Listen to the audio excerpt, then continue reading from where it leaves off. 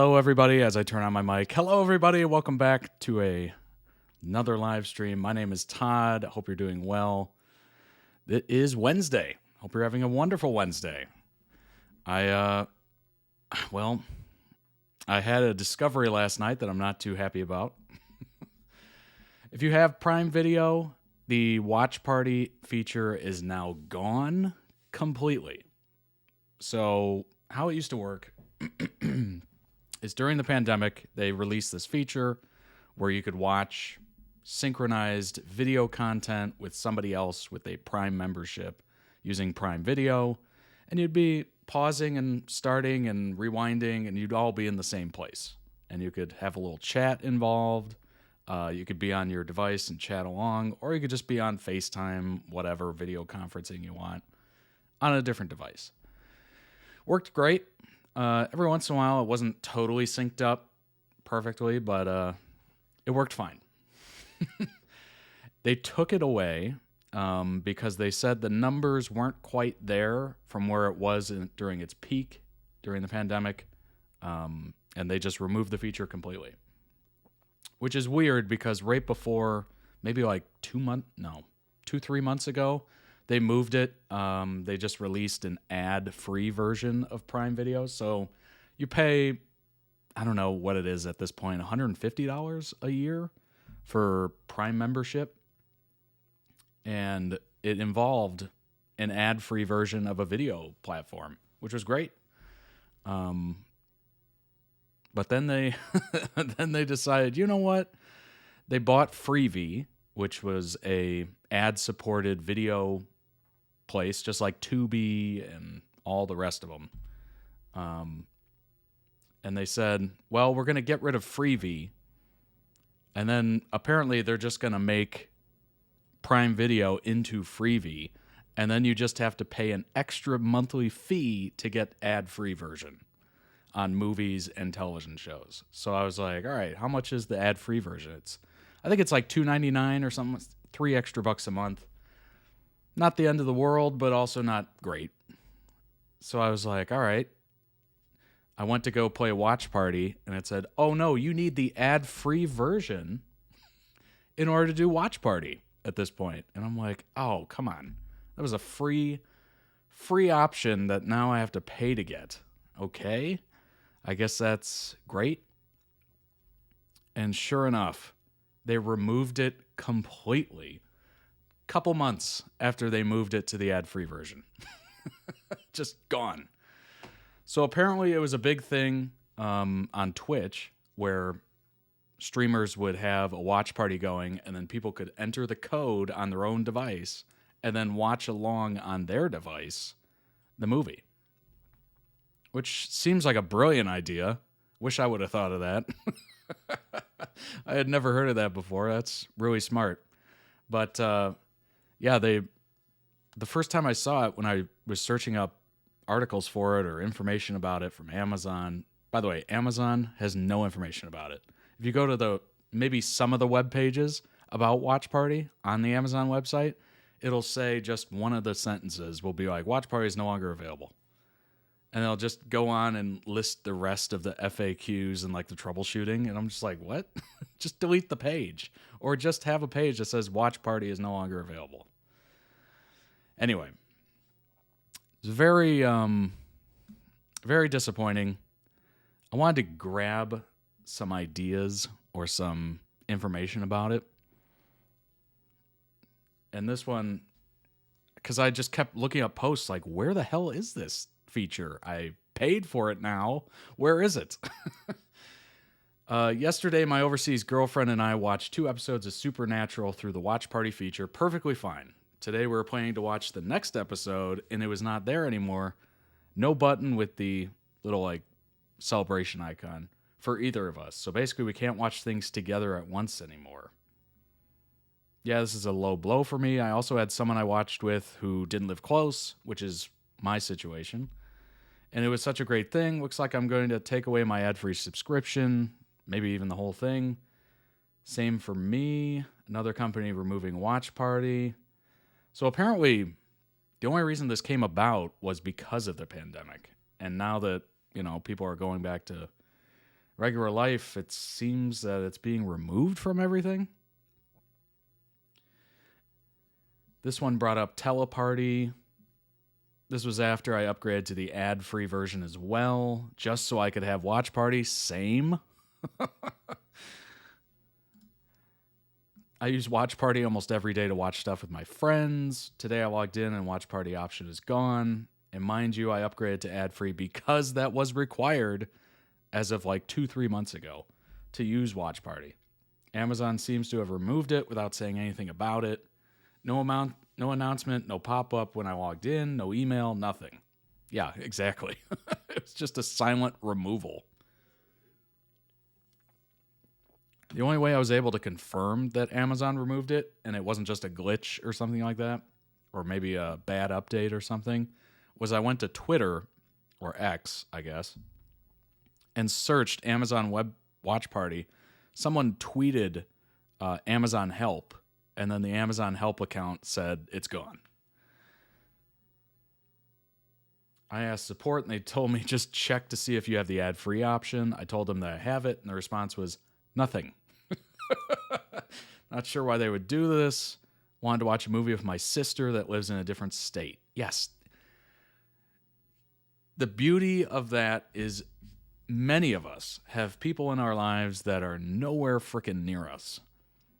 And the ability to pause and watch something together at the same time is massive. There's no point in me keeping Prime, even though I rarely order from Amazon itself. Prime Video's Watch Party was important for me because I can't physically meet a lot of my friends due to us being scattered across the country, and Watch Party is what brought us together to watch shows and movies. I even paid to be ad-free when the new fee was introduced. Time to cancel it. Disney Plus did the same thing a while back, so why are the suits in charge ordering this? Not sure, but it's a bad business move. Yeah, especially since the fact that you have to have Amazon in order to do it. So you're getting two people who have paid for the service that want to watch something together. So unless that's being abused by, like, I don't know, broadcasting it somewhere else to like a public or people that haven't paid maybe. But if it's two people that have paid for it, it shouldn't be an issue.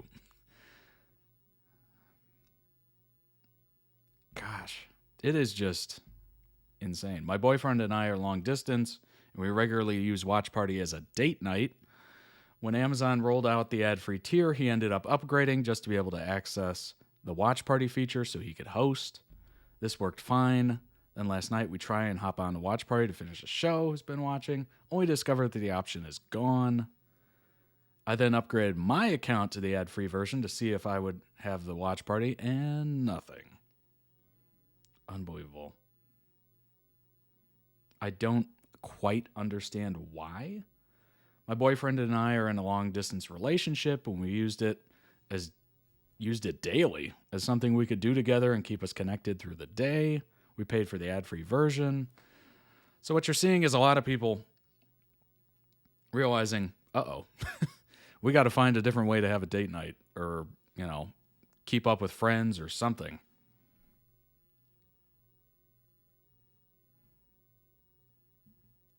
This very much reminds me of Amazon Prime, what's it called? Amazon Music? I think it's just Amazon Music, where they switched to it used to be just open season. Like you'd get a certain amount of songs. I think it was like 1 million songs for free just from having a subscription. And you didn't have ads. You could populate playlists with your own music. It wouldn't, be like a radio like Spotify where it just plays random songs that are close to the artist you're looking for. And you could just skip through songs like crazy if you don't like what you're hearing. And then they introduced the tier where you could get access to more songs and whatever. But then they got rid of all of the good features of the free version and then made you try to join the premium. So they got rid of all the good features. It turned it into Spotify or Pandora, the free versions where you get a radio basically. And you don't get any of the custom playlists, nothing. Can't download any of your songs. People were so mad and started deleting the app, canceling their service, whatever. to the point where they added some of that back. Amazon actually caved a little. And now you have your own playlist. You can put your own music on it. It only plays that music. You can download that music to listen to it offline, which is great when you're driving or on a road trip, so you're not using all your data. So if enough people get really mad about this, they might add it back. Not sure, but there is precedent there. There is some precedence. So this isn't an ad or anything, but one of the comments did talk about teleparty, so I started looking into it. And it seems to be pretty good. I don't understand how they can be this third party and have access to being able to do this. Because usually when you screen record or try to share screen when any of these things are playing, Netflix, HBO, whatever, it just blacks out the screen because it says you don't have the rights to it. So I have no idea how they got away with this. Apparently it's legal. It makes no sense to me. So you install it, open a video, create a teleparty, join a teleparty. So the question is, what does that cost? So apparently they got two different plans. Starter, which is, I think, free. Free channels: Netflix, YouTube, Disney Plus, Hulu, HBO Max, and Amazon Prime Video. Precise video synchronization, real-time text chat, long parties, binge several episodes together. Host has moderation settings, watch together in full screen. And then the premium version, guests can join for free, and it just has more options there. ESPN Plus, Peacock, Paramount, Apple. My question is, how the hell did they get the sign off on this? It makes no sense.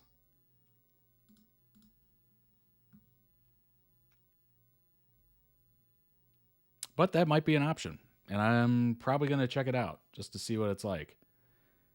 But yeah, this is, oh gosh, Amazon, very disappointing. Very disappointing. Not surprised, though. Hey, what's up, Rin? Hope you're having a good Wednesday. It's Wednesday, right? Yes. Let me check double quick. Let me check real quick. Yeah.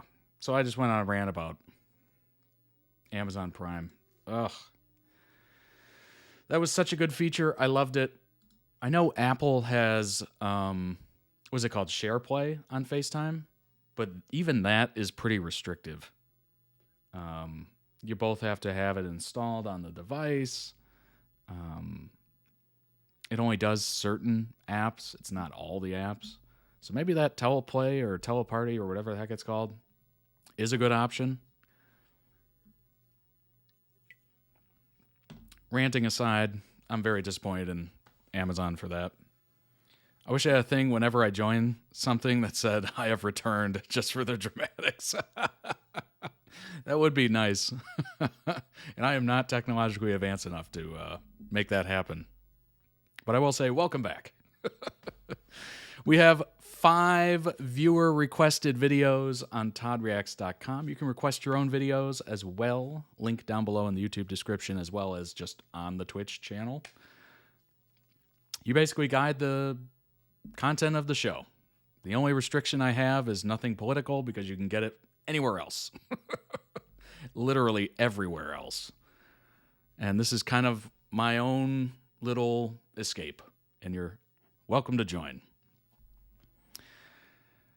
All right, we have 5 videos, requested videos.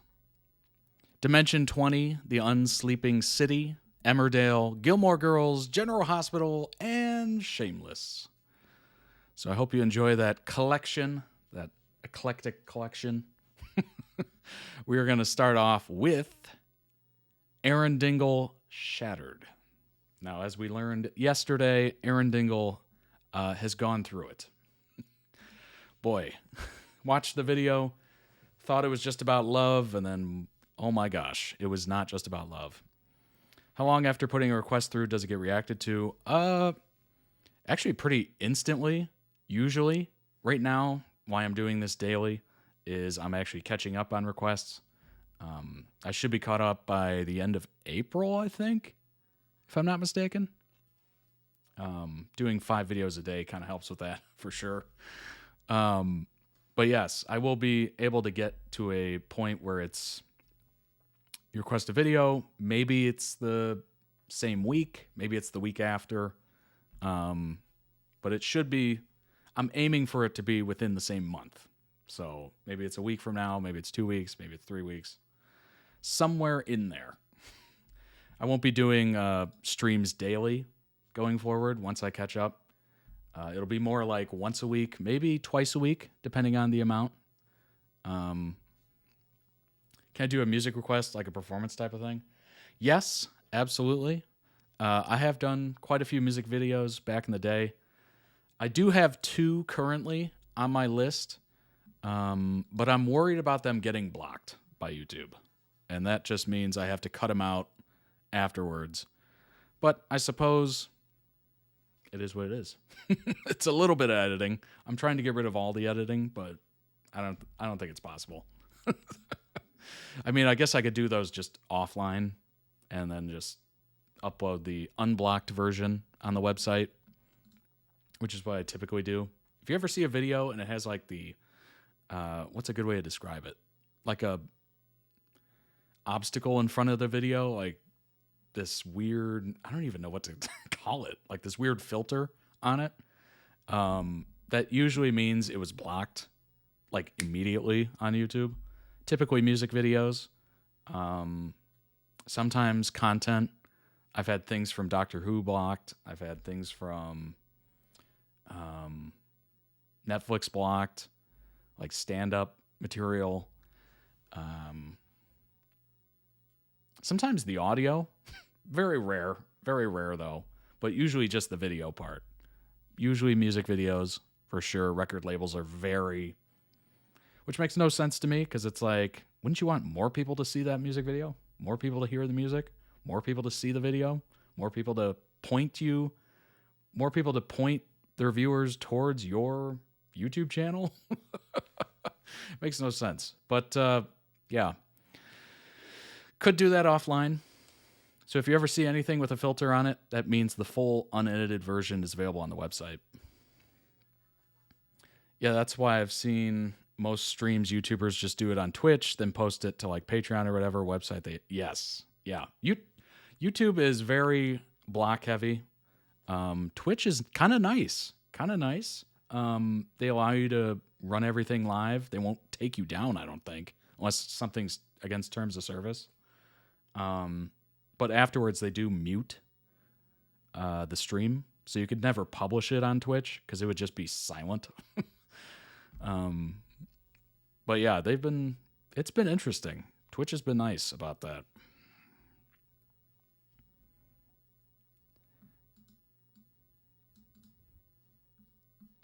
Yeah, that's one thing that I've certainly enjoyed about Twitch, is that they're a little bit more like, we'll handle that after, as opposed to YouTube, which will absolutely kill your stream. They will take it down immediately.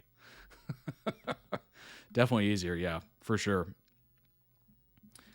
I used to have Patreon. It just, something about it I didn't like. I don't know why. I think it was just because it wasn't.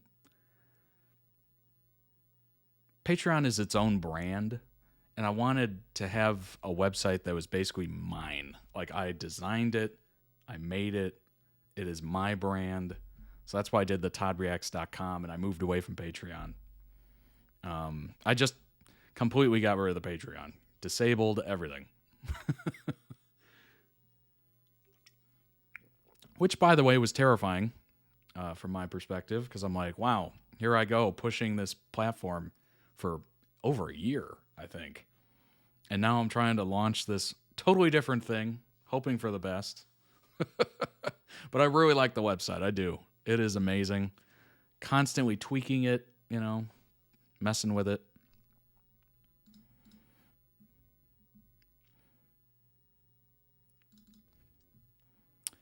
First video, Aaron Dingle shattered.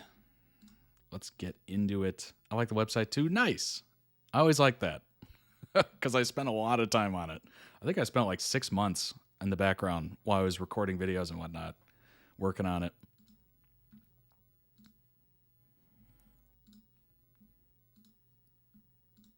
And that was completely random, by the way. I got an email from the website host just like, hey, saw your Patreon, wanted to invite you to this new thing we're trying. I was like, oh, really? And they gave me the links of all the big time YouTubers that are on it. I was just like, oh, well, if they can use it, I guess I can. Let's see what it's about. It literally started from a email.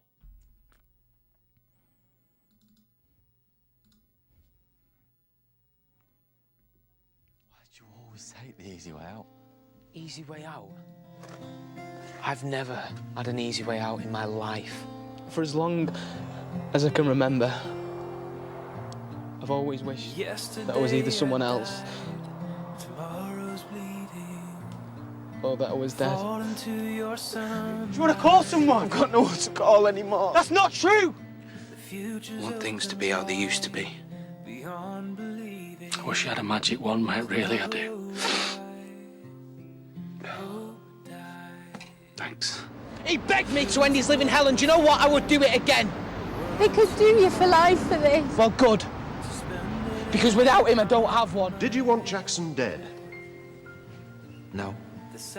Did you find him a burden? No. I completely forgot that powdered wigs were still a thing. Wow. I kind of like it. It's like tradition, you know? I like keeping some traditions. That's kind of neat. He was my boyfriend. I loved him. What is wrong with you? I don't know. I've been asking myself the same question. I mean, there's obviously something, otherwise why would everyone I ever care about end up the way they do? You know the stuff that I've done and the people that I've hurt. Most of which I should have been sent down for, but yet I got away with it. Adam makes one mistake. He doesn't deserve this. But I do. And I have got the chance to put all of that right. I want to be more than just a bit on the side. Yeah, I do, but he's not offering anymore, is he? So I'll just take whatever I can get. Damn. Prison would be perfect for you. Gay, self-harming, emotionally stunted. You'd probably end up topping yourself. Oh, no, wait, I forgot. You can't even do that right, either. Literally a failure at everything. You reckon I'm tapped? God, yeah. God, I must be. I must be to go anywhere near you. So I wasn't that special. You are to me, because I still love you. Mom. Yes, Lord. That was out of nowhere. That caught me. I was like, whoa. My dad raped me. He said he was sorry for what he had to do, but I'd been naughty. I'm sorry. I love you, you idiot. You stood up to him and you protected me. So let me protect you. Hey. Oh my gosh. Come on. Come on, it's okay. I won't let you down. Whatever happens to the Moyer. This is your chance. For what? To run a mile.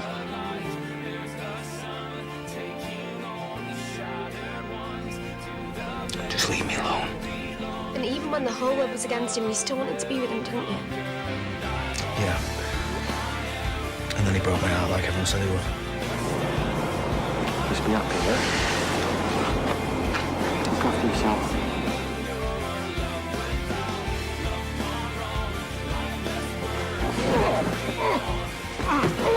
Sentencing you to 4 months detention and training order. Oh my God, when it rains, it pours. This is We'll sort this out, I promise you. She's been regularly using alcohol. Even at school. She told you that. Who's united? What's he this one for?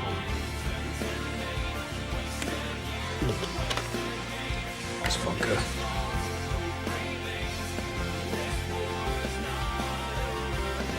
I just wanted to be a big brother, right? I told you to never dumb yourself down. And so always stand up for yourself, no matter what. And if ever you couldn't, well, there's a whole load of people here who would. We were supposed to do this together! What am I gonna do without you?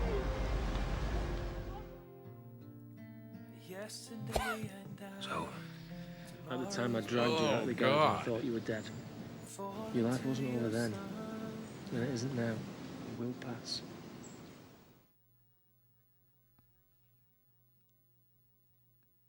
It's like the showrunners, writers, whatever, was like, let's make a character that we absolutely torture throughout the entirety of the show. I don't know if that's one episode or that's the entirety of the show, but that is unreal, the amount of damage and trauma that Aaron goes through.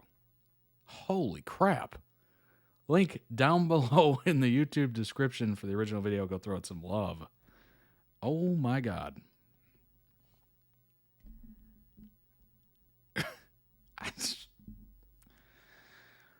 Hey, where do I start on that one?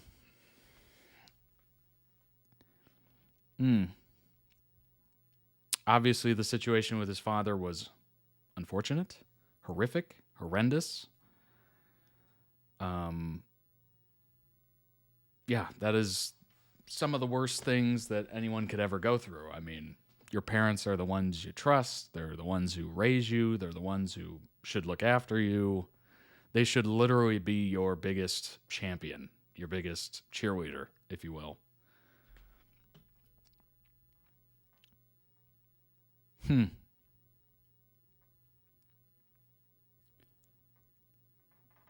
Wow.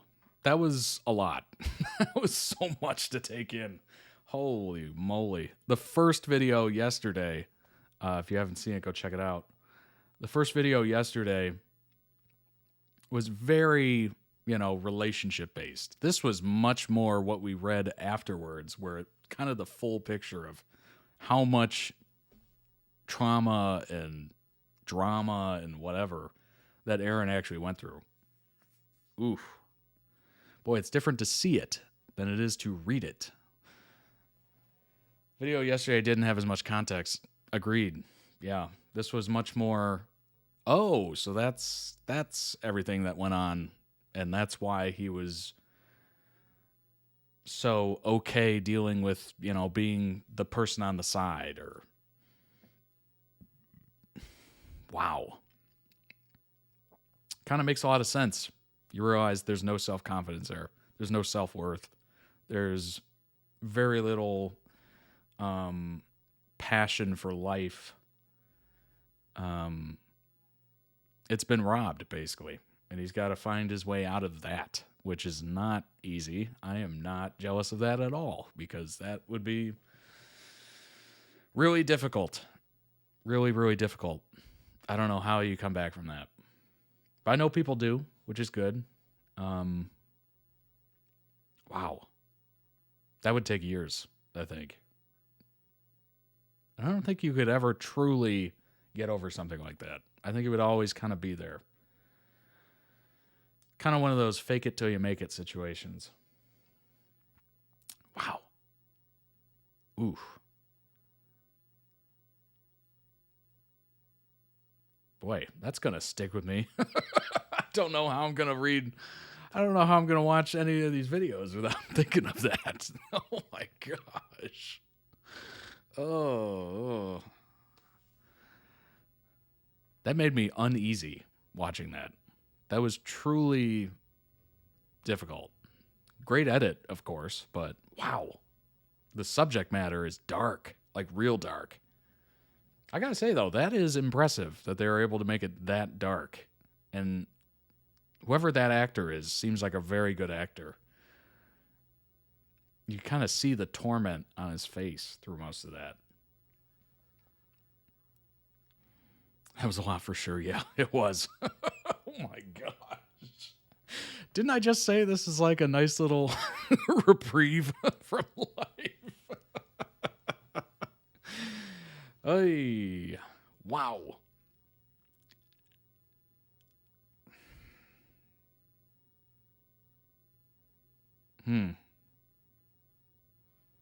I will say, self-confidence and self-worth is something that I think a lot of people struggle with. Whether that's, us being overcritical of ourselves, other people being critical of us and making it known, or your past history. Maybe you were rejected a lot. Maybe you couldn't get attention from anybody. That can do a number on you. And it makes sense that people would fall into that. Well, at least I'm getting some attention. At least I'm getting some love. At least I'm getting some form of romance. Even if it's just as a side piece or, a secret lover or something like that. I get it. It is rough out there. And it's tough to find someone that truly appreciates you and loves you loudly and proudly. That is the key. I know today and social media is very much about soft launches and showing maybe an elbow or two in photographs and whatnot, and protecting your personal brand and not showing people that, you're spoken for or you're seeing someone or whatever, and you're just trying to keep it off the internet. I get the idea of keeping it private just because, you don't want somebody to ruin it or whatever, but I don't know. Something about proclamations, really putting it out there, putting yourself out there.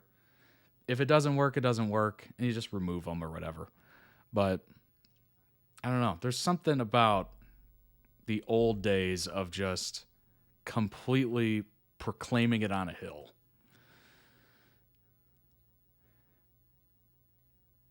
Hey, what's up, Molly? Welcome. Too many layers to it all. Private but not secret seems great. Yes. Private, so you're not sharing all your details. You're not, here's the date we went on. Here's what we're doing this weekend. Here's what we're doing now. But not secretive.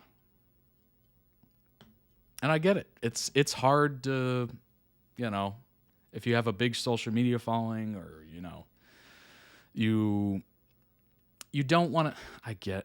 I get people not wanting to put their failures out there, their L's, if you will, because if you're in a relationship and then you lose that relationship by any means, it seems like you took a loss, and then people will judge you for it, like, oh, they were just in a relationship last week or something. What are we talking about? We're talking about relationships, I guess. I'm trying to steer so hard away from the video I just watched because it was rough. It was so rough. Oh my gosh. So we're talking about private but not secret relationships and how that is probably the best way to do it on the internet. Yeah, I can't see secretive. That is crazy. And my favorite is people will be completely married and you will never know it online. And it's just like, what? Do you care that much about your popularity or something that you don't even want to share your joy? That is the biggest W you can share. Not your trip to Barbados or whatever. The fact that you found love and you're in a great relationship, that should be the biggest thing. Check it out, losers. I found love. Healthy relationships, preferably. Yes, of course. I don't get toxic relationships at all. I don't understand it. I like my peace. I like my quiet. I don't get it. I really don't. That has no appeal to me. It's never had an appeal to me. I don't understand how people can go through that. I get it. It kind of keeps things interesting, You never know what the day's going to bring. It could be, a fight. It could be, maybe you get them with a passive-aggressive comment or something, but oh my God. Who wants to go to war when they get home? You just spent all day at work or school or whatever, and then you come home and you go to war instantly. Like, what? And when I come through those doors, I want peace. I want quiet. I want good times. I want joy. I want laughter. I get not seeing at first, but staying in a toxic relationship is a little wild to me, honestly. Yes, of course. Of course. Staying in a toxic relationship means you are toxic. It means you are toxic. And that is not good. I'm hoping it's like a maturity thing, like you grow out of it or whatever. But, I mean, look at... Well, maybe reality TV is not the best example, because that's written and, you know, how much of that is real, put on for show to get, you know, clout or whatever. Molly, I think people who overshare their relationship is probably miserable in the relationship. Yeah. If you're doing it just for views and clicks, I could see that that's odd. Like, you're monetizing your relationship. I get that there's a lot of family YouTubers or spouse social media accounts or something. I get it, but that's also kind of weird because you have no escape from it. Every moment could be social media or content. So that's kind of weird. You have to come up with some like way of disconnecting that. So you have like private time and then you have like content time. Yeah, I think with time you understand healthy communication techniques and how to bring positivity to people, not feed into the whole toxic, let's just hurt each other thing. Yes. Yes. Some people, let's just be honest, some people are just bad at communication. Like everything is either an attack or praise. There's no like gray area of just normal interaction. So you might be saying something to them and then they just immediately go on the defensive and you're just like, wait, what? What happened? Or they just immediately go on the offensive because they think you're slighting them in any sort of way. And you're just like, what is happening right now? You took that offensively? I didn't say anything. Yeah, but the oversharing of the relationship's a little weird to me. Like putting your kids in it and whatnot, that's a little odd. I think some people are just so set in their ways that they feel as though they're being attacked when you try to get them to see other sides. Yeah, I think so. I think being open-minded and not... By open-minded, I mean being able to see an issue or a situation from multiple sides. I think that is pretty rare, unfortunately. Yeah, I think that's kind of rare. It's been not that many people I've met that have been able to do that. Like put their own beliefs aside and just come at it from all angles. It's just something you have to learn and understand. Yeah, you have to have a willingness to do it, for sure. Unfortunately, not that many people have the willingness. The second video is Gilmore Girls When I Was Younger, Emily, Lorelai, and Rory. Let's see. I think I have this set up correctly. I'm still guessing, by the way.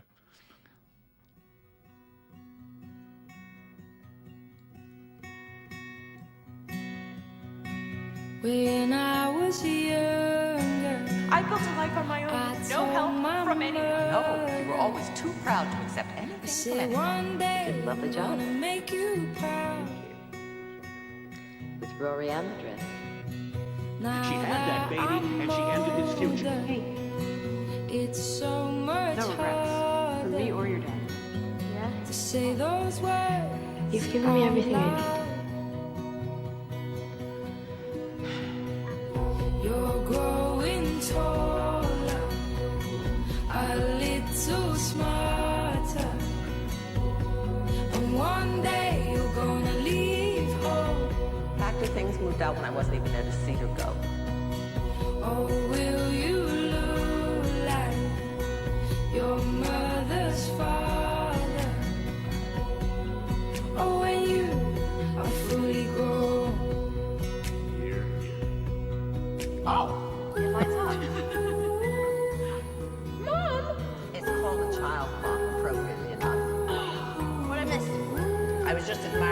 his life. Oh, I do that daily.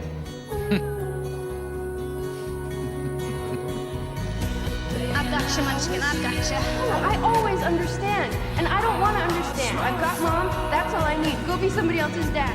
You care. Why have you never cared? And I really didn't mean to hurt you. Even if I hadn't gotten pregnant, you still would have lost me. You didn't lose me. Your boyfriend, Mom. Will Smith, Mom is a big I see. Lori, please put down that cup of coffee. You do not want to grow up to be like that. Sorry. Too late. A tiara? I think that happens with a lot of affluent families, is that there's kind of a disconnect there. There's a lack of some warmth, maybe, because they're busy or they have appearances to keep. It can happen, which is sad. What I want. As she guided me through these incredible 18 years, I don't know if she ever realized that the person I most wanted to be was her. Thank you, Mom. You're my guidepost for everything. It's gonna be hard to be without her. Well, I'm sure you'll get through it. What I mean to say is, Mom, I know that it was hard for you.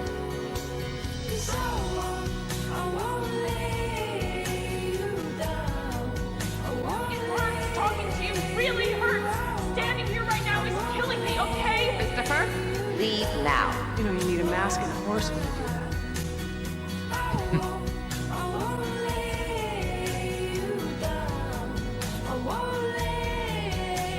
You're going to be fine. Thanks, Mom. So our Friday night dinner is going to continue then? Might as well. I've gotten used to it.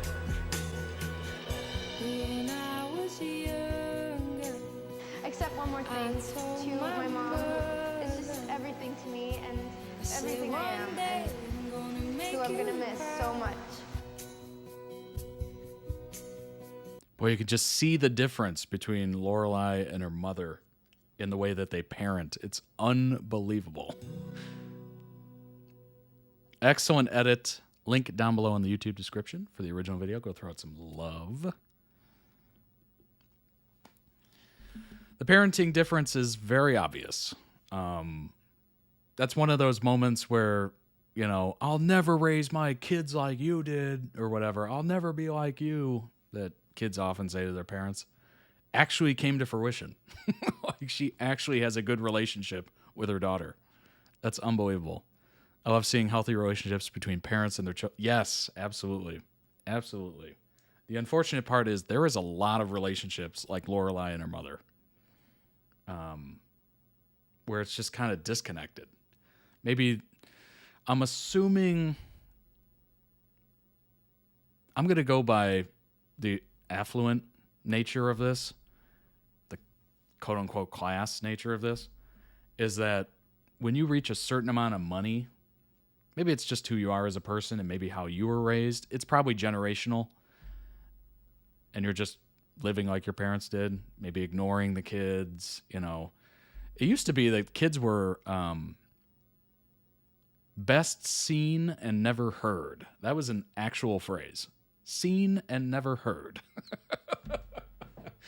Where kids were literally told to shut up and just sit there, which is wild.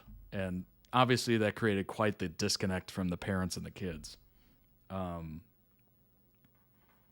But I do like the fact that we're moving quite away from that. Not too far away from that. We don't want, you know, the parents getting too friendly with the kids, because then there's zero parental boundaries. There's no discipline, dare I say. And you kind of lose that authority that you have as a parent if you get too comfortable. But it is good that Lorelai was able to completely 180 the relationship with her own daughter. And you can see a little bit of her mother coming around as she gets older, less selfish. Maybe her mother just needed to, you know, mature a little, or see her daughter get a little older and then treat her like a human being, which is probably the case. She just needed to grow up a little bit, and then in her mind, she became more of a person. I'm assuming that's what it was. Very much so. I'm not exactly sure. There's probably a lot of elements to it. But a person like that who treated children pretty coldly, I'm assuming she waited until she grew up and then she finally started acting like her daughter was an actual person. That's unbelievable. That's unbelievable. Best seen and never heard. What a line. I wonder if that's a thing.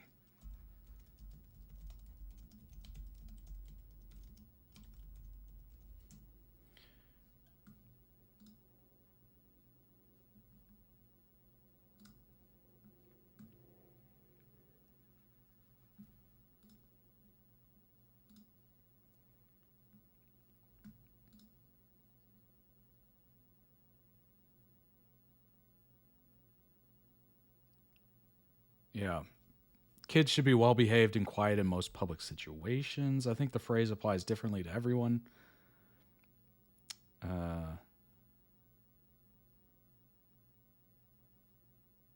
in my family, it meant to shut the hell up and stay that way. Yeah, I could definitely see that. To this day, I'm very closed off and share little of myself with others. Boy, yeah, that can have that effect. Unfortunately, what you do with your own kid early on can have a lasting effect. But parenting's hard, you know? There's no like manual for it. There's tons of books on it, but all the books say different things and they probably contradict each other. So we're just out here giving it a shot. No one's a perfect parent either. That's for sure. But you try your best. If you're a good parent, you try your best. And hope your kid comes out somewhat productive member of society. Granted, there's a lot of kids that don't become productive members of society, which you can't blame the kid for that. That's got to be on the parenting. What, you know, how they parented.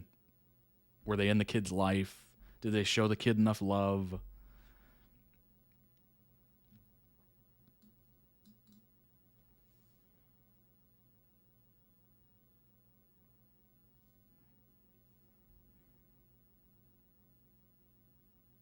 Yeah, it's unbelievable. The difference in parenting between, you know, boomers, millennials, X, eventually Gen Z, is just stark.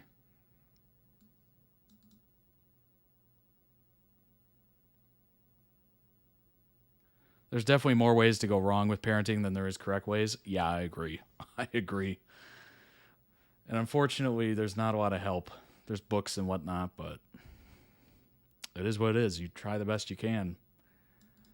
And I think it's just normal. All kids are going to rebel a little bit against authority. You know? It's not going to be, you know, to the extreme in most cases. But there's going to be situations, there's going to be issues where the kid will say no, the kid will, you know, do something against your wishes. Just testing themselves. I think that's totally natural. And it's kind of hard to parent against that. I'm trying to think, like, I was surprisingly a very good kid. Like, I didn't give my parents a lot of headaches. I don't know why that is. Probably their parenting, I guess. Or maybe it's just who I am as a person, who I grew up to be. But yeah, I learned at a very early age. Pick up after yourself, you know. Well, if you put it back where you got it from, you wouldn't lose it. You know, that stuff is still in here. Very, I think what I'm trying to say is parenting involves a lot of cliches. And the more cliches you throw at the kid, the better. Oh my gosh, I got to look up a parent. How many parent cliches are there?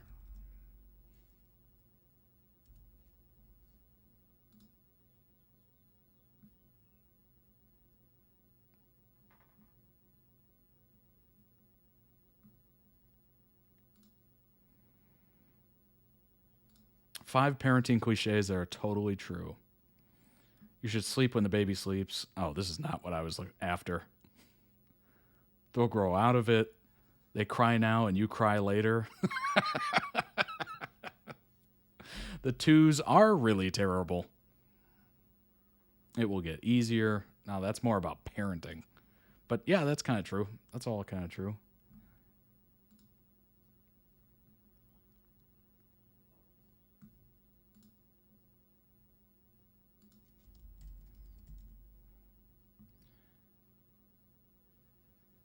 If you keep making that face, it'll freeze that way. Well, I love, oh my gosh. One of my favorite is if you sit too close to the TV, your eyes will go cross-eyed or crossed or whatever.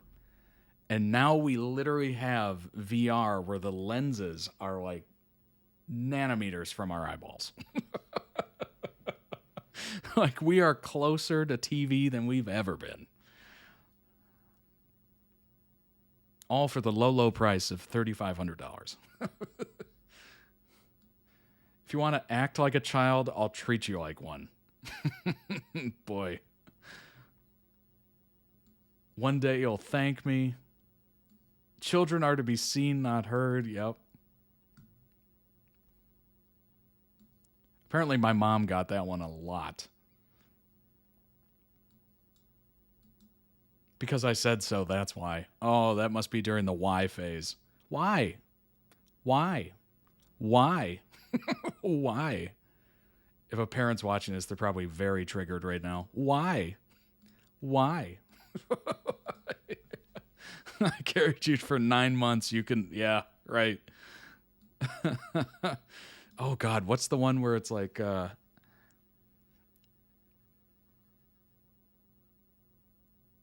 something like, I know where you came from. I'll put you back.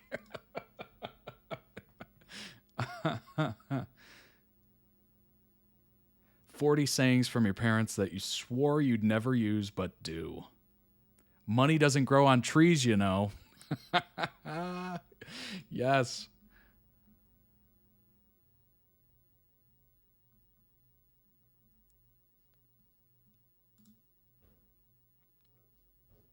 Oh my gosh. How do I get this without all these ads? I don't want to show ads. They're not paying me to show those ads. All right, here we go. Let me just move this real quick. Boom. Money doesn't grow on trees, you know. I'm getting PTSD from when I was younger, right? When Stewie in Family Guy was like, Mom, Mommy, Ma. My mom, I showed it to my mom and she goes, oh my God, you would do that all the time. And I was just like, yeah, I remember doing it too. Close the door. Were you raised in a barn? What a weird saying. Here's a dime, kid. Go call someone who cares. Like, what? No, that seems more like a mobster or like a stranger saying that. Because I said so. That's a classic. If so-and-so jumped off a bridge, would you jump off a bridge? Stop crying. Oh, my God. Stop crying before I give you something to cry about. That's some hardcore parenting right there. We'll cross that bridge when we come to it. That's a classic. Your face is going to freeze that way. I never heard that one. Hold your horses. Yeah. I'll wash your mouth out with soap. I don't think that's done anymore, is it? Is that even a thing anymore? I didn't get that. Now, I know it's a big part of, what is that movie, A Christmas Story? When I was your age, I had to walk whatever miles to school. Don't look at nothing, don't touch nothing because you ain't got getting nothing. You'll live. Oh, that's a classic. When you have to eat like vegetables or something you don't want to eat, you'll live. You brought this on yourself. This hurts me more than it hurts you. Can't never did. I don't think I ever heard that one. Elbows off the table. That's just proper manners. Come on now. Just, oh my God, this one right here. This one right frickin' here. Just wait until your father gets home. That one, holy cow. The amount of times I heard that one. That was a real quick way to make me just stop doing whatever I was doing. That worked beautifully. You'll understand when you're a parent. Oh, that's a classic. If only you knew that schoolwork, like you know the theme song TV shows, right? Oh my gosh. The amount of times I said to myself, God, if I could just understand math like I do remembering movie quotes, that would be fantastic. I think a lot of people heard this one. One day, God willing, you'll have one just like you. Come home when the streetlights come on. That is increasingly rare. That one wasn't even a thing when I was a kid. At that point, we were not going out into the neighborhood. I was not born yesterday.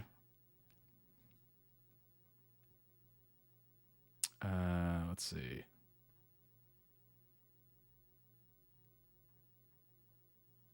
You kids go out and play in the yard. Yeah, like I don't know. I don't know if I heard that one very often. Very much in that overprotective era of millennials.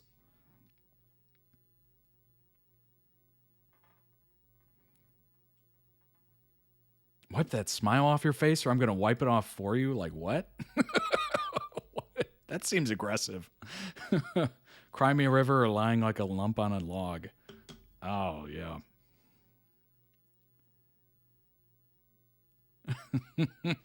My dad had a motivating quote. I'll never forget it. He said, like if we didn't want to go out and help him do something, he would just say, if you're not doing anything, you're useless. It made me laugh then because I just thought it was ridiculous. Like, if you're not doing anything, you're useless. I was like, I don't know about that one.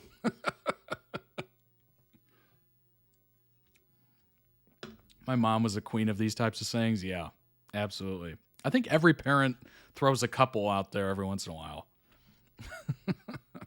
It's very much a parent thing. And it's probably something we say we'll never do, and then we do. It was every day.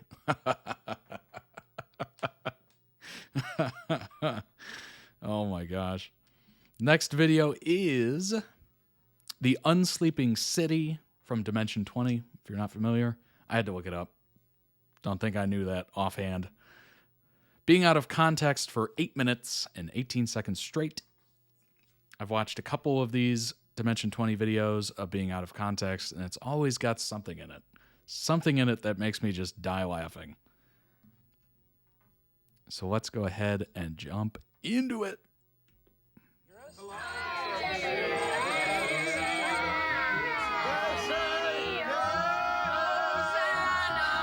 Is this like that movie Cocoon? Or The Fly. Is this like that show Wife Swap? Everyone get in the fucking comments. Rats honk when you throw them. I hope he makes you a slippery nipple every night before you go to bed. She says she wants to fuck the Pringles guy. So you see that big thing as shit goes. I lick my son's face. Have you told anyone else about your dad? I'm gonna go out and find some pigeons, see if there's any horny pigeons out there. Things you do have. And what's more, they're thick and beefy boys. That is normally at this table. Put that tongue back in your fucking mouth. You're a vampire. That tongue deep in your mouth. Perry, you know what? Let's not mix business and pleasure. I know we have strong feelings for each other, but we have to work together through this deep sexual tension. The original St. Nicholas, of course, died a long, long time ago. He was killed by the Catholic Church during the Dark Ages as a heretic, of course. Oh, wow, he's holding up the D6s so we can see. That he's not using it. You're sick. Hey, you're fucking sick, See somebody, dude. Hey, bud, this is a construction zone. I'm gonna have to kill you. I saw a snake fuck its own asshole with its head. Cool. Was it consensual. 550 divided by the 3 geometry. Wow, that was aggressive. If you microwave That was cheese very on a aggressive. plate, you can peel it off, and then it's like a crispy cracker. Oh boy. Somebody stop it! Stop it! Where's the director? Stop it! Color eyes. I can see why this is popular. It seems like there is nothing off limits during these. I'm gonna fuck you one day. What weird homebrew bullshit is this, you fuck? Your axe glows bright, and the power of civic responsibility flows through your veins. I'm attracted to you. I'm Power of sexually... civic I'm sexually responsibility. attracted to you too. Yo soy la gran gata de la tienda esquina. Me gusta mucho. He goes, oh. Let's be real right now. Lo, how many times have you come up here with stuff in your butt? 4 times. 4 times. I'll show up, you tell him you're my dog, and then that way everybody has a Merry Christmas. You are a sick son of a bitch. Gonna kill that dog. It's Ricky's, he's so hot. I want to fuck him so bad. That's good. We're all the adults who were friends with the rat. Yeah. I'm We the were one. 5 adults, human beings who wanted were to be friends. friends with a rat. Ollie, I'm your dad. What? Can you see me? Red Jesus? It's you and my dad? The beefiest boys come charging out of the subway. Oh, they're so fucking beefy. Rowan is not a human person, so Rowan does Humans not... don't get to be on Santa's list? Non-humans don't get to be on Santa's list? Fairies are exempt from the moral frameworks of mortals. Great, well... Where's your haircut place? It's on Staten Island. Okay, have a good one. Let's kill Titania! No! That's Probably Oh, Bob, right? We can That's go what through I the... probably Did you Bob. burn your house down? We can... I did. What? Santa gets keyed up and lunges into the dream tornado. Is anyone vaguely concerned that we're going to be going into a wedding we aren't technically invited to with a bag of remains? We're invited. So I guess I'll just paint my house a new shade of lime green.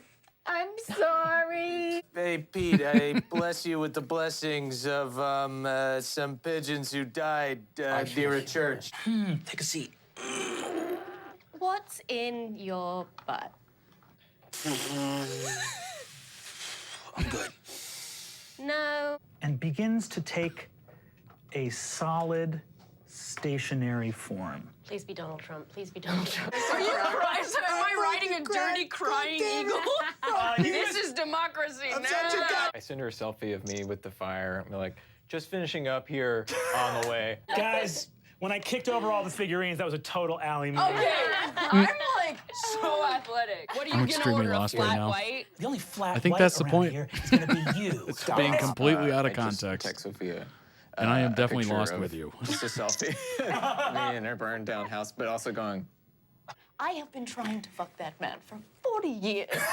New York's the bravest, man. I love it. It's great. You know, it's funny, because the other day I was talking, they got a different... Santa bursts through the portal, reaches into his bag, and takes a 8-foot lance of peppermint and hurls it at the American dream. Brennan, it'd be so fun if he did it, though. Wasn't it from the Sondheim? Don't you let that happen? Yeah, Daddy, please let us stay up late. Come on, Daddy. As a Lady Gaga fan, I might accidentally say Alejandro multiple times. But now I'm the crazy old woman who's got a cat she loves and is shopping for self-help books at a drugstore, and I got a pocket full of Santas that spit up colorful red and green M&Ms. You guys see Misty and this giant moon start really kind of going at it. Who wants to go to the North Pole and see a bunch of elves with iPads? Just the juiciest fucking cockroach you've ever seen. One that ate a bunch of shit in somebody's apartment. Couldn't it just be a normal color? I am not doing well. All right, so this is on the obviously inside. about New York. Look at the skyline there and the Brooklyn Bridge. I finally put that together. Sir, you absolutely can't be renovating in here. You haven't gotten the proper clearances. Our lives suck ass anyway. We prefer that. My daughter, she fell in love with a bird.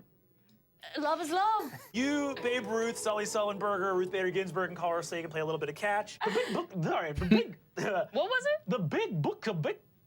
the big book of bits of They're violence. proud people. Yes, this is a magical You're welcome. crown Whether or not it's been up a single individual's butthole is hard to say. It's more of a quad reel. It's like an ATV, but instead of wheels, it's arms. And you see this say, All the talk about rats and cockroaches, I'm like, And then I saw the Brooklyn Bridge. I'm like, this is about New York. all named Esteban. Cock rash. I summon thee. Now I'm ready to fuck. No act of magic could be stronger than making the MTA run on a timely schedule. Is Santa dead? Did somebody shoot Santa? I don't know, dude. I'm not religious. I'm just so inspired by that beautiful penis. Which book of Bits and Bobbins? The Time Gnome books of Bits and Bobbins. No, but is the little one or the big one? No, it's a big book. It's a big book. Yes, I'm not. Not the bitty book of Bits and Bobbins. Most pigeons are exactly the same level as stupid. Okay. And Ronald Pigeon just comes from a good pigeon family. Hey, guys, we're going to go to Denny's. We're going to play with these Spanish doubloons. It's fine. Fuck me. Go. Goddamn it. You stupid kid. Go. You goddamn beautiful boy. You fucker. You absolute asshole. Are you covered in pee by any chance? Only my own. And Stephen Sondheim riding a bear busts through the curtain. Let me tell you about my good friend, John Wilkes Booth. He was...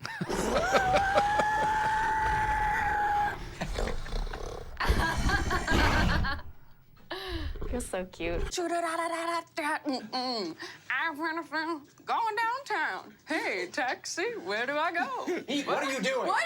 I go and I have a really loud, obvious conversation at the deli counter at a supermarket where I know that there's closed circuit TV, so that I have an alibi. Your baby's covered in hair and everyone's upset. Hi, I'm the cab driver of this car. Yes, you are. Make a perception check.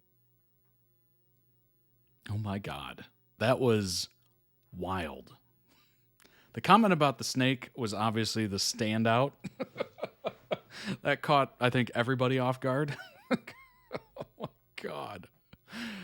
Oh, wow. Yeah, that's definitely New York for sure. I'm actually going to bring up a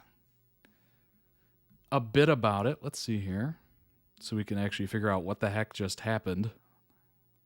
What that was based on. Everything. All right. The Unsleeping City. That's a good way to put it. If D&D meets New York City with an epic new adventure set in New York City, that seems like an odd blurb. It's D&D meets New York City with a new adventure set in New York City. City of Dreams, Talking Rats, Pixie Mobsters, and Stephen Sondheim. Boy, they could have worked on that description just a little bit better. Third season of Dropouts Dimension20 and its second Intrepid Heroes. It is set in a magical version of New York City and has players starting at third level with archetypes. What am I reading? The Unsleeping City is available to watch throughout the Dropout streaming service. Let's see. YouTube channel. Pete the Plug.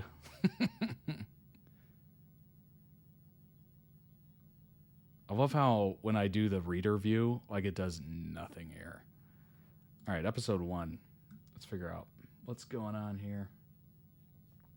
Oh my God, advertisements. Holy cow. It is a snowy, blustery day, cold, crisp, clear skies over the thick New York accent. Best skyline of any city that has ever been or will be. It is New York City, baby. Snow flurries from the sky as the wind kicks up. We see gusts of wind, freezing air blow past the Chrysler Building, down through the streets of honking cabs and just looking miserable. And just looking miserable looking. What? What? I guess I'm just reading it as it says. Just looking miserable looking. And just miserable looking pedestrians who crowd into the tunnels of the subway's pack. All of a sudden, their winter coats trapping them in boxes of body odor and heat stuffed together on their morning commute. Down through the tunnels, a blast of laundry mixed with hot garbage, and the sweet smell of hot nuts stands. We go through the hellish wasteland in Times Square, following snow again over the bridge, Brooklyn Bridge. Right here through neighborhoods where families tuck their little bundled infants through strollers and walk down little lanes of trees, back through neighborhoods where again little corner stores sell hot bacon, egg, and cheese sandwiches to morning commuters. We follow the wind, and it's early to mid-December morning in New York City, a city where so many people dream of coming and making a life for themselves, and it's always felt a little bit like maybe just around the corner there's a little bit of magic. It's not magic, it's called nepotism. It is called nepotism. And connections and networking.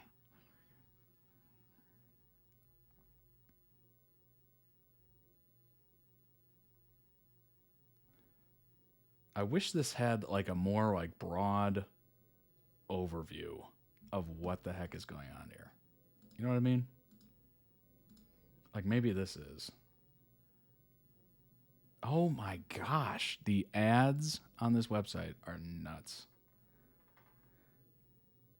At a certain point, I think you're just destroying your own website.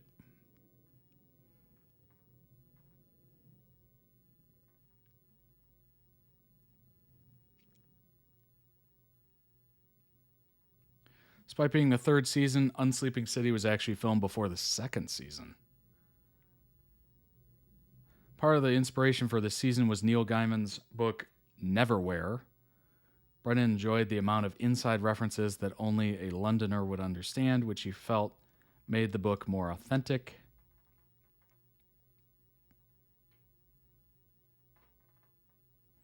As with many D&D games, Brennan incorporates many homebrew mechanics and house rules that may not be a part of the rules as written.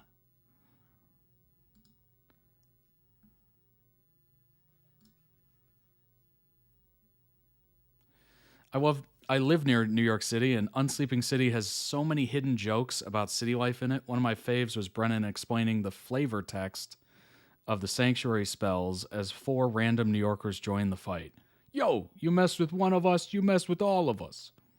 And then later having random New Yorker shout at demons, hey, wait a minute, I know that accent. You're from New Jersey. Get back over the river, you hag.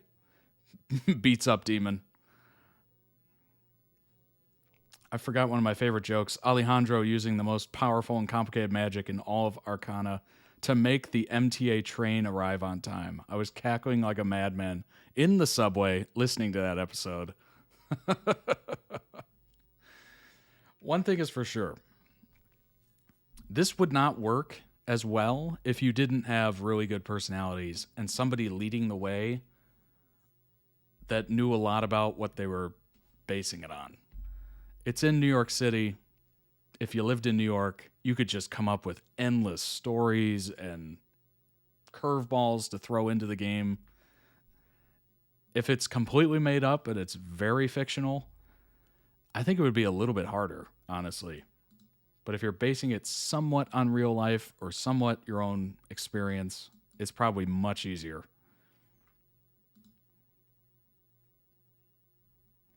All right. The thing about New York, I look at New York as a non-New Yorker, and it is terrifying. The amount of buildings, the amount of people, you can't see anything of greenery unless you're near Central Park on Manhattan Island. It is just what I would absolutely hate about living in an area.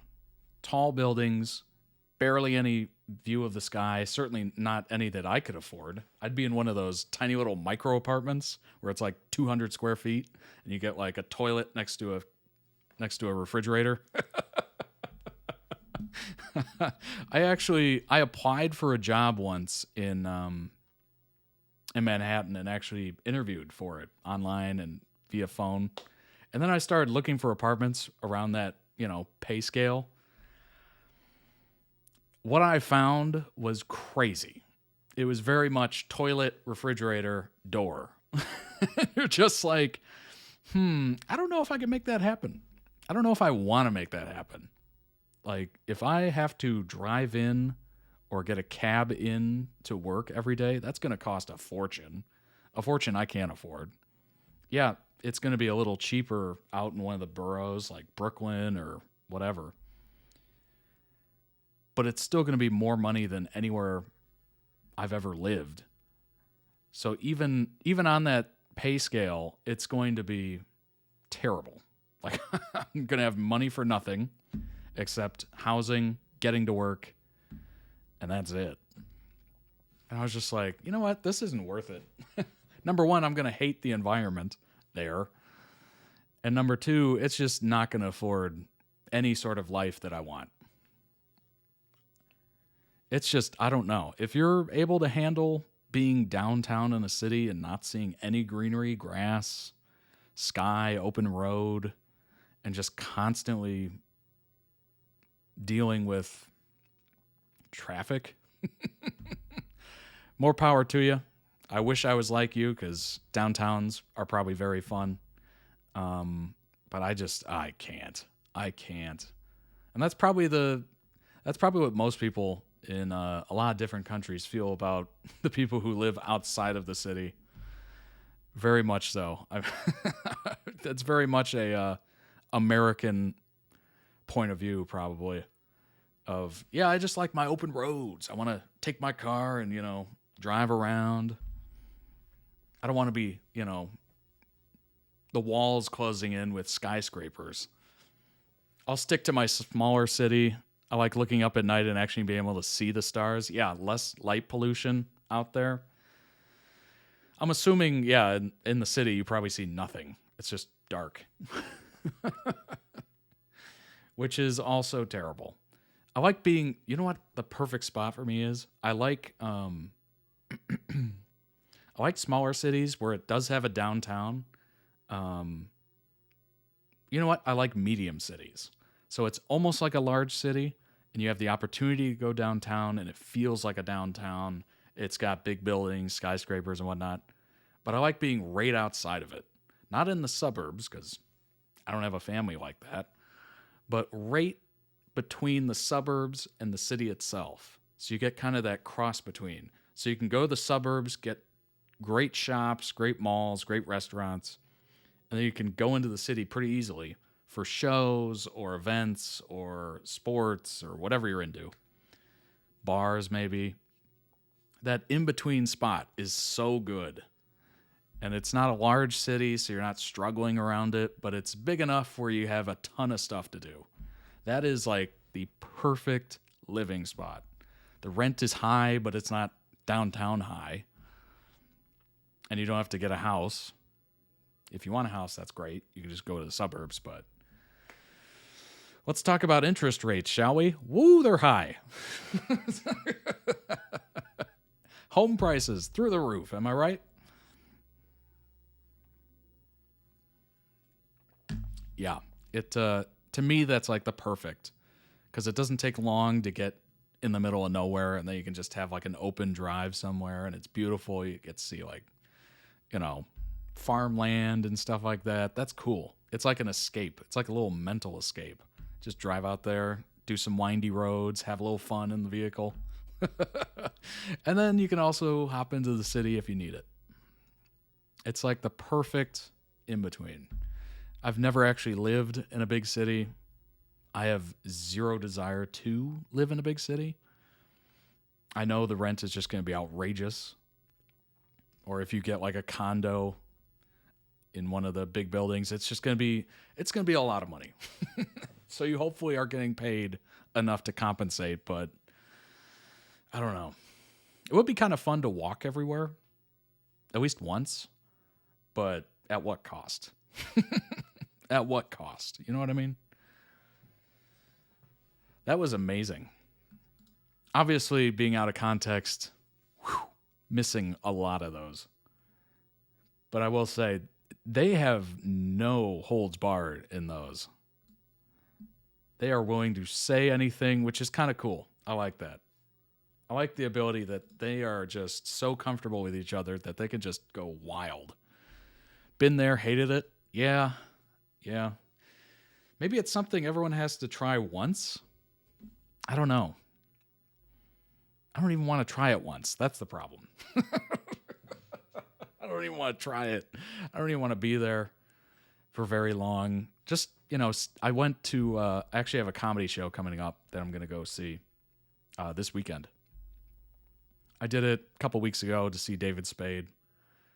I park in a garage.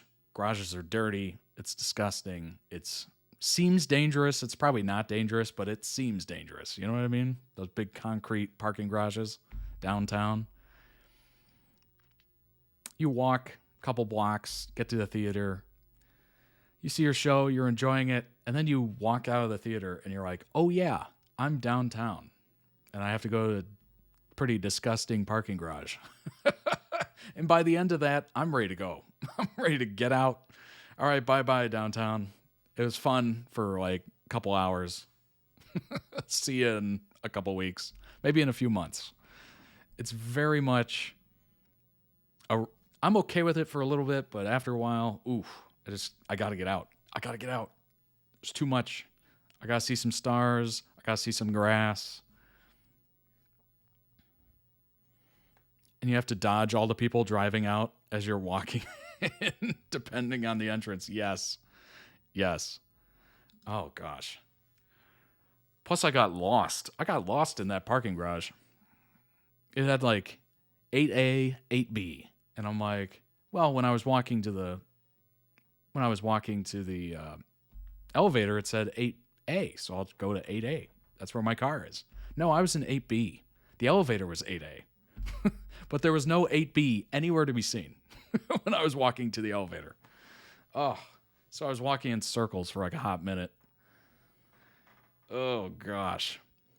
Yeah, and the entrance to the entrance is this like disgusting alleyway with like a big old rusty dumpster, and it's just gross. It's gross. Oh, God. Something about it is just, I don't know. If you can handle being in a big city, major city, congratulations. But it's not for me. And now, a word from our sponsor, me.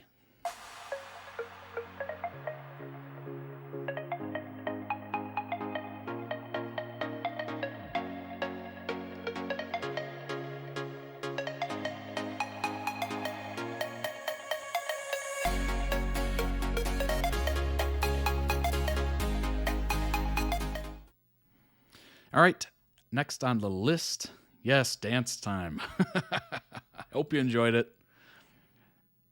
Next on the list is,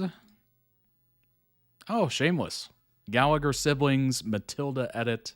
This should be fascinating. I always love these. It has been a minute since I've watched some Shameless videos. Yesterday, I keep saying last video. I'm doing this daily. Yesterday. I gotta get used to that. I've done what I could to help raise my siblings. Yesterday's video is very good. I'm not asking for your pity or your admiration. I just want to be able to give these kids everything that they deserve because they're great kids and they deserve better. You were riding your bike to the sound of It's No Big Deal. My mother's bipolar. And you're trying to lift off the ground on those old two wheels. And my father's an alcoholic and an addict. Nothing about the way that you were treated ever seemed especially alarming till now. I'm his mother! You are my mother too! So you tie up your hair and you smile like it's no big deal. Monica ran out on you? You can let it You're go. better than this neighborhood. You can throw a party full of everyone you know. Not invite your family cause they never showed you love. You don't have to be sorry for leaving and growing up. I was 9! 9 and taking care of you. I love that. Taking care of all of us. That. I've done what I could to help raise my siblings. I wish I could have done more. What just happened? I'm not asking What for your just pity. happened? Did that just skip Or your backwards? Where are we? 9. There we go. And taking care of you. The heck was Taking that? care of all of us. Matilda, you talk of the pain like it's all alright. I'm not my dad. You hear me? I'm not my I think fucking Fiona's dad. my favorite. I know that you feel like a piece of you's dead inside. You showed me a power that is strong enough to bring sun to the darkest days. What did you think was gonna happen, Fiona? I thought it might be different Yeah, this she's time. mine too. Something about the character is very You know that just because we were born here doesn't mean impressive. that we end You can let it go. You can throw a party full of everyone you know. Not invite your family cause they never showed you love. You don't have to be sorry for leaving and growing up. You can see the world, following the seasons, anywhere you go. You don't need a reason cause they never showed you love. You don't have to be sorry for doing it on your own. It's about what I did. And you know what? You're just in time, did a make your fucking great tea job. and your toast. Debbie is class president. She's on the debate team going to nationals. Framed all your It's impressive. posters and dyed your clothes. Lip. He's top of his class. He set the curve. Ian was promoted in ROTC, and he tested out of English. And Carl made something blow up for his science fair. And you know what? They did it all. No thanks to you, because you weren't here. I don't believe that time will change. No, why are you here now? In other words, I know they won't love you anymore as long as you can let them go. I did it all, Frank. You can let it go. You can throw a party full of everyone you know. You can start a family who will always show you love. You don't have to be sorry for doing it on your own. You can let it go. You can throw a party full of everyone you know. You can start a family who will always show you love. You don't have to be sorry, no. God, I love this song with this edit. Beautiful. Wow. Stunning edit. I loved it. Link down below in the YouTube description for the original video. Go throw it some love. I gotta say, Fiona, as I said, obviously I haven't seen the show, but right now, as I've watched all these edits, Fiona's the most interesting character to me for some reason. Obviously, Mickey is too. Ian is probably second on the list after Fiona. Just an interesting relationship there. Like the relationship between Fiona and Frank and their interactions, it's got to be incredible. Like I've seen a couple iterations of it, and it's always good. Like it's very much. It's got to be. You know what? Fiona is probably therapeutic for a lot of people who either had a deadbeat dad, an absent father, something like that. Therapeutic in a way, because she is actively telling him to his face how big of a piece of garbage he was and how useless he was to the family. Like that has got to be some sort of therapy or vindication or something for a lot of viewers, I'm assuming. Like that, her telling him off is just wild to see. Wild to see. And honestly, if he was that absent or not really involved, it makes sense. As the oldest kid, you're going to be, taking over a lot of duties that you should never have to take over. And to be able to really plaster that on the person that should have had responsibility for everybody, That's got to feel good. I don't care. That's got to feel amazing. Fiona was a central character and in the difficult position of being the oldest child. That's probably why it's so interesting, is that a lot of the nonsense fell onto her, unfortunately. And I think that happens quite a lot in some families. The oldest kid basically becomes another provider, I guess you could say, in another way. Since she was 16 years old and her mother walked out, Fiona has taken care of her siblings and dysfunctional alcoholic father, Frank. Despite how stressful and chaotic her life is, Fiona meets every challenge head on. Her siblings and father often turn to her when they get into trouble with the law. I mean, that seems like an interesting character, just right off the bat. Just seeing how she handles all that. And at 16, that's crazy. That is crazy. She probably aged like 15 years off of all that. And that's probably why when, that scene of her like leaving eventually, that's got to feel so good. So good. Fiona's a hard worker, willing to take on even the worst jobs to support the family. Occasionally, she cuts loose and goes out drinking and dancing with her best friend and next-door neighbor, Veronica. Although normally level-headed, she can make ill-informed choices when she's been drinking. And in season 4, a little nose candy, a one-time incident that did not end well. The struggle between wanting to take care of her family and strike out on her own leads to problems for Fiona in later seasons. She begins to come into her own after she uses her determination and quick wit to make a series of mostly successful real estate ventures. At the end of season 9, she decides to leave and make a fresh start somewhere else and departs the show. That is a beautiful arc. That is a stunning arc. She finally just says, you know what? It's time for me to live. I'm tired of living for other people. That is beautiful. Because let's be honest, her childhood was basically robbed from her. Her late childhood. From 16 on, she was basically the caretaker of a family. That's wild.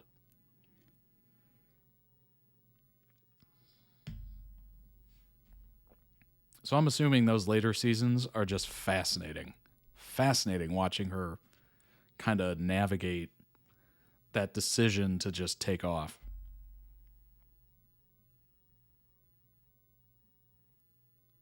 Not afraid to get into a fight, scrappy, resourceful, sole provider for the Gallaghers. Oh, God.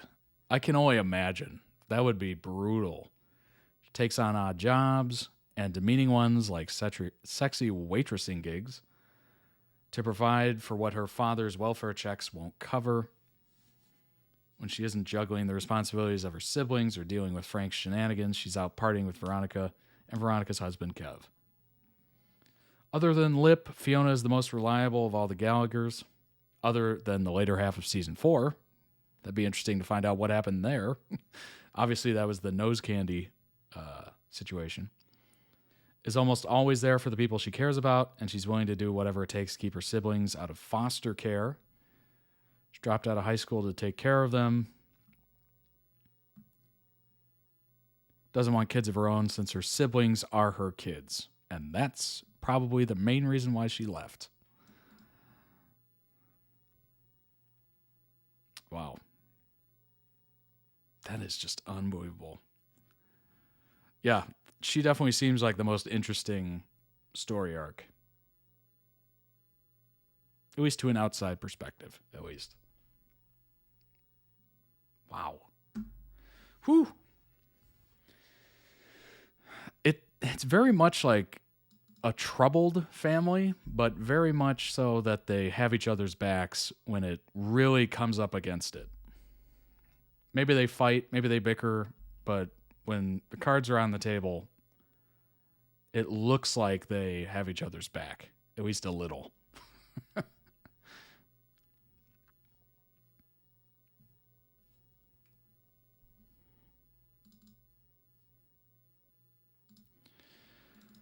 The last video of the day is from General Hospital.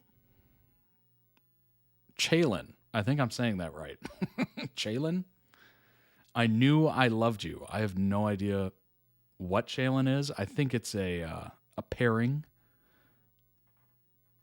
but we'll find out. Sister Miss Ashton. Quartermain. It's not what this says. That's because I changed it. To Quartermain. Yes, because that's my name. I'm a quartermain.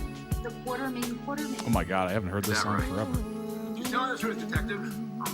This one is a Quartermain through and through. Detective Jace. Hello, Miss Quartermain. Back in. What is that look for? You're really incredible. We made a good team. Yeah, well, like you said, we make a good team. We sure do. The more I got to know Brooklyn, I was so impressed by her strength, and her courage.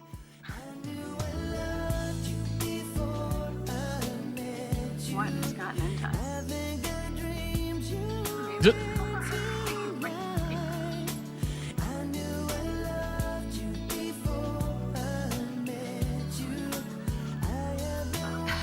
Because after all these months of hiding my feelings, I finally get to say things out loud. Well, I mean, on the surface, you're not an obvious match. Oh my gosh, it's like whiplash talking to you. Got the touch.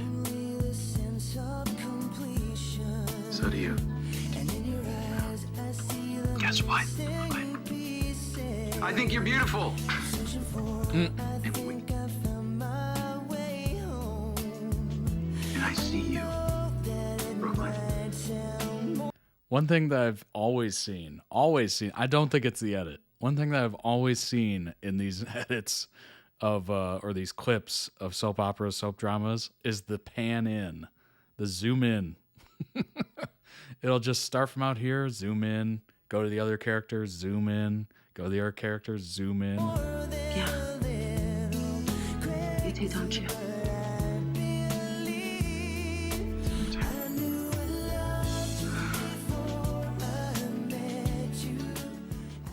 I think it's a way to like make it more intimate.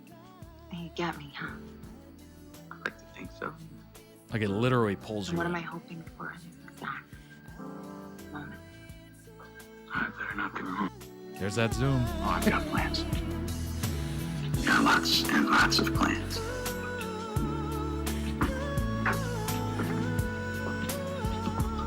What the hell?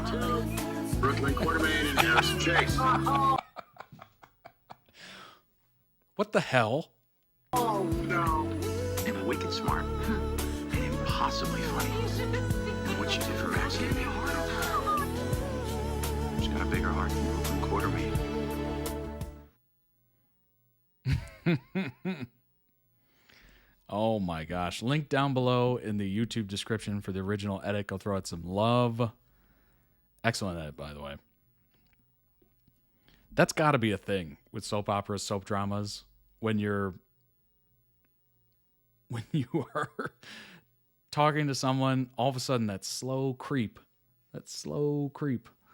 coming in. So apparently it's Detective Harrison Chase and Brooke Lynn Quartermain. Engaged couple. Wow. Okay. All right. What are the storylines here? Got to figure this out.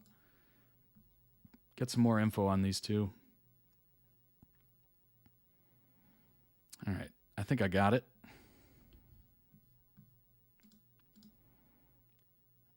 Otherwise, we are going to be clueless. Holy ads. Okay. Detective Harrison Chase showed up to break up a fight. Brooklyn accidentally hit him in the head with a beer bottle while aiming for Link. Chase. Wow. Chase What a way to meet somebody.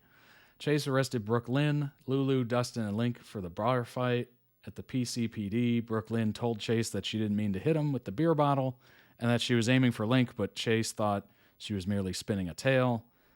Ned showed up after learning what happened. He initially told Chase to lock her up. On March 20th, Lulu sprayed Brooke Lynn with champagne and they got into a huge fight. Valentine Cassadine was recording their fight, and the PCPD went to break it up. Sadly, when Brooklyn accidentally hit Detective Chase in the face, she was arrested and put in jail. What is happening here? The next day was released by Chase, who decided to give her a break because she had been publicly humiliated on the paper and internet. On September 25th, Brooklyn, now up and about, runs into Chase and Sasha at General Hospital on her way to an appointment and calls Chase her roomie. Both she and Sasha claim nothing is going on between them and Chase, but neither believes the other. Chase then tells Brooklyn that Nellie is dead. Brooklyn says that while she is sorry for the loss of any human life, she is also relieved. Echoing Chase and Sasha's feelings, she leaves them to go to the morgue. On October 14th, Amy secretly shows up at a Deception buyer pitch, wanting to see everyone react to her song. Brooklyn convinces her to stay out of the way, and hiding behind a door in the Metro Court, Amy watches the chaos of the sales pitch, including loose... Okay. This is a terrible description. This is literally a play-by-play. This is not a storyline of this couple. This is a storyline of a massive amount of information. Like, that is not at all what I'm looking for here, and not clearly about the couple. That is just so bad. And ads for days.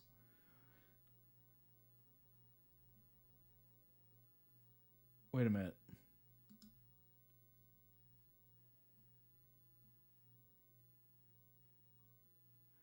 I prefer good writing over sex scenes anyways.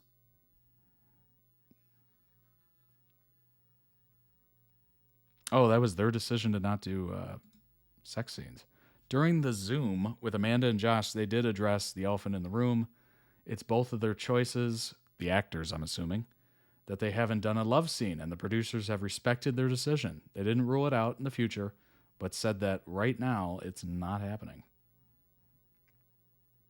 It's what a lot of us already suspected, so it was nice to get confirmation and to know that it's both of their decision, not just one of them. Me too. They're usually cringe. Josh is very religious. Respect it. I love how they set clear boundaries and they shared it with the fans.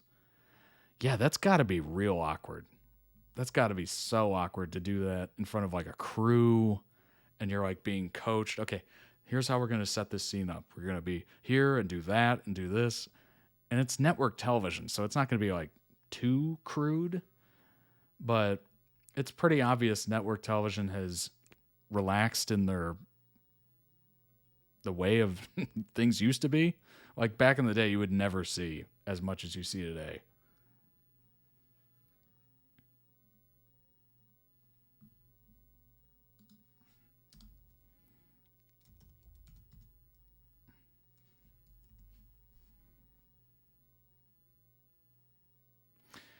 And of course, there's not much information on the couple, so I'm going to rely on the comments. Leave a comment down below. What exactly is going on with these two? Because apparently the internet doesn't care. There's a couple of...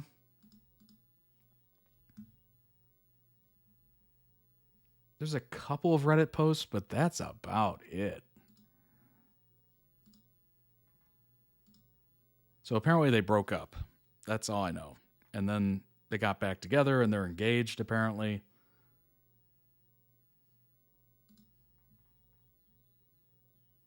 Hate their storyline right now, but their close-up emoting shots are amazing. That's got to be a thing.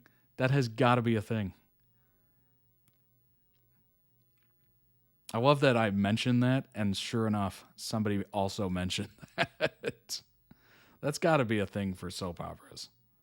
That zoom, that gentle pan in, the close-up face shots. Boy, that makeup has to be on point. Otherwise, you're going to see every pore, every problem area. We're talking Botox galore. They probably have a Botox staff.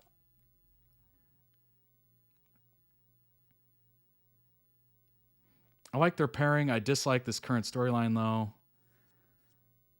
Brooklyn is still very selfish at this point, but hoping she'll learn something from all this drama. If not, I've always liked Chase and Sasha, but I do think they work best as friends. I agree they have good friend chemistry, but that's it. Her propping up BLQ to him on Thursday made it pretty clear to me that they aren't even thinking of going there. Well, we all have our own opinions, right? Who should be together with who? It is interesting to see different couples on General Hospital. Mostly of what we've seen on this channel so far has been Sprina. So it is kind of interesting to see what other couples there are. Maybe why they're not as big of a draw as Sprina is currently. Because apparently the ratings go up and down when whatever Sprina's on the show and Sprina's off the show, which is wild. But I get it. I get it.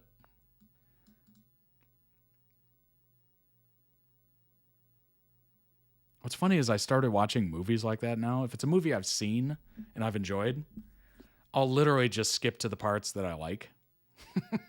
Or maybe I'll just go on YouTube and search a specific scene that's amazing to watch. I did that with Avengers Infinity War, I think. Like, I like specific scenes in that movie a lot. So I'll just go on YouTube, pull up a scene, rewatch it. It's fantastic. But I won't sit there and watch the entire movie. I don't know what that says about me, but my time is short and my attention span is not what it used to be, I don't think. And I don't even sit on TikTok all day, so I don't even know what it is. I do that sometimes too for the best parts. Yeah, I don't know. It's just fascinating that you can just pick, one of your favorite scenes or one of the best scenes that you think is in the movie and just rewatch it. And it feels like you rewatched the movie. You don't have to watch all the boring parts or parts where you're just like, it's not exactly memorable. All right, I have got to get going. This lasted a little longer than I thought it would. But hey, it is what it is. I enjoyed it. Hope you enjoyed it as well. Shout out to all the editors of those videos. As always, the links are in the YouTube description. Go throw them some love. You might like some of their other content that they put out. So check it out. Check the channels, not just the videos, and see if you like anything. I hope you have a great rest of your day, afternoon, night, whenever you're watching this. The rest of your Wednesday. Hopefully I get this up today. I'm trying to get everything up. Join the Discord. Follow the Twitch. Thank you, Rin. ToddReacts.com winter collection of merch is available right now. For a limited time, we are switching over to the summer eventually here in the next couple months. So get it while it's cold. This is the long sleeve tee. We got hoodie, beanie, sweatpants, sweatshirt, leggings, denim jacket, and tons more in an array of colors to fit your style. And I shall see you all on the next one. Take care of yourselves. Bye-bye. Take it easy.